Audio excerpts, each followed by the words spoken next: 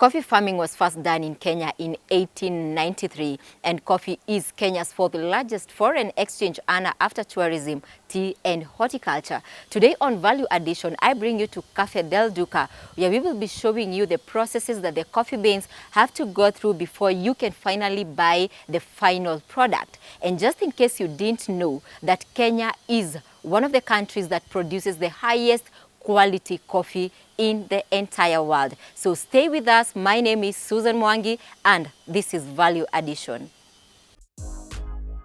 Caffe del Duca was established and incorporated in Kenya in 2008. One of the directors, Mr. Gandha, having worked as a managing director for Newman Caffe Group in Ethiopia and Tropical Farm Management Kenya, the largest coffee estates management in East and Central Africa, saw the need to establish value addition for coffee after realizing the product sold in Italy is roasted and re-exported to Kenya as espresso.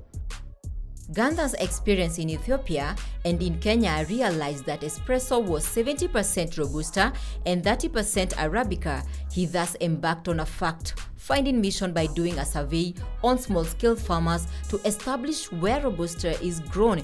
He found that Robusta is widely grown in Western Kenya. Matthew Ogundo is the managing in the accounts and marketing department who takes us through the operation of Caffe del Duca, a company that is now 10 years old here in the country. What you're doing in this company is to promote farmers. We start from there. Now, since farmers have become established, we have to look for them a market for their product. So in a way, we act as a link between the farmers and the market. So what we do to farmers, we try to outsource. As you can recall, when you went to Busia, you realize that we have some farms there. So we are trying to encourage them to get back to the cash crop that is coffee, because we realize that sugarcane is not doing well, and it takes them long also to earn from the sugarcane. Other than that, we also try to provide the farm facilities. We provide things like sector tours. We also provide sometimes fertilizers and chemicals for the spraying. And that motivates them. Caffe del Duca derives its name and philosophy from the story of the Duke of Aosta, who is buried in Nyeri in a coffee estate which belongs to Catholic Church. The Duke would have been the future king in Italy, but chose to be buried with his soldiers in Kenya. The Duke had an attachment to the Nyeri coffee, the finest, most prestigious and expensive in the world.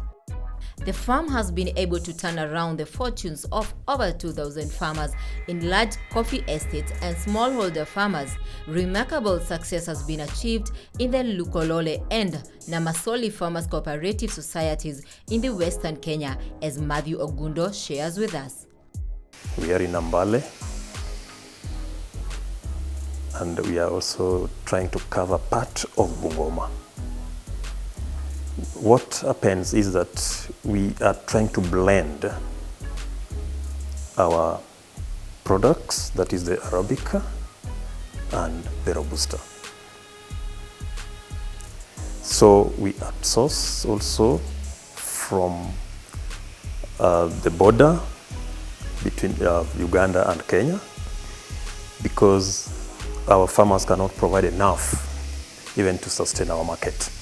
So right now, we are not that big, but we have limited clients.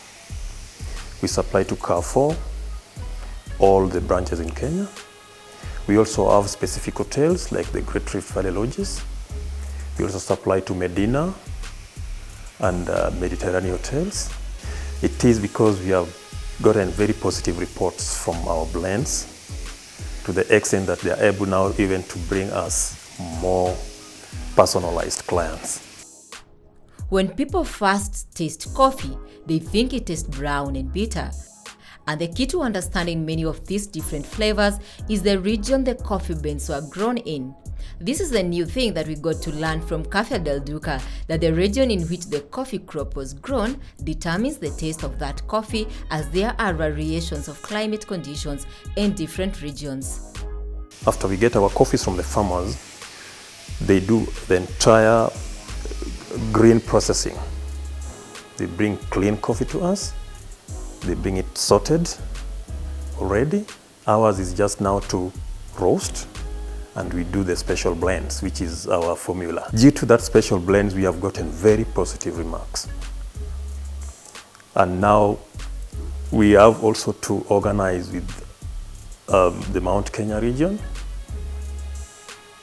because you realize that the taste of coffee is determined by the region that it's grown from. It also determines the size of the beans. The climate also determines the size of the beans. We are able also to even interact with our nearest neighbors who have coffees, and we can also sometimes roast for them, and they look for a market for the same. We don't sell their products when they want to. They only indicate that it's been roasted and packed by Caffe del Duca, but it is their coffee. Matthew is concerned that many times they run out of coffee as the coffee production is relatively low, posing the question, why is it that there is massive uprooting of this cash crop if the market is readily available? Do coffee farmers have sufficient knowledge regarding the available market? Matthew challenges the farmers to increase acreage on coffee production, as coffee is gold. We are very small. Sometimes we run out, especially getting Robusta is not easy. There's the sun-dried, there's the washed, and all these, especially the sun-dried and the washed, can prove to be the best because it's naturally dried. The washed coffee is very clean. It also gives you the best. And sometimes you realize that we run out. That tells you that there is not enough coffee in the country. Caffe del Duca is a farm dedicated to creating jobs fairly for both genders. They promote women and empower them to take up the job market in the coffee industry. So down also we try to make sure that there is what we call the gender balance when it comes to employment opportunities. And actually what we are trying to do is to promote women and girls. We have very few men down there in Busia, as you are told. So ours was to make sure that at least the mothers, the single women, have something to hold on to as much as their finances are concerned.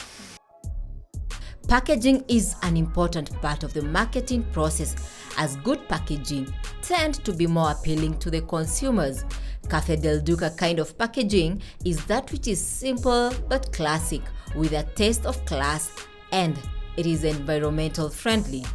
You see, the packaging bags are done by we call them the street boys in Kayole. They've done this for the last, I think, 7 years since we started the process. And remember, this is biodegradable, and it's recommended by the government now. So basically, I think what was in the minds of the directors was just to try to promote the vulnerable, not necessarily to enrich ourselves or to enrich themselves. It's to promote the vulnerable and to uplift their living standards. Our coffees, after roasting, we keep them, and you see the silos, they have to stay there for some time to gain the oil, and it's also very hygienic. The way we handle the coffees, we make sure that they are not contaminated. And even right after roasting, we still have to check. Sometimes there are pins that are very hidden, so they must be checked properly. We still sort even as we grind. Before grinding, they have to be sorted so that we don't sell something that is not right to the customer. Coffee processing is not that which is intense. It requires the coffee beans to be sorted, cleaned, dried, and roasted. and after roasting, the beans are either stored to be milled later once an order is placed.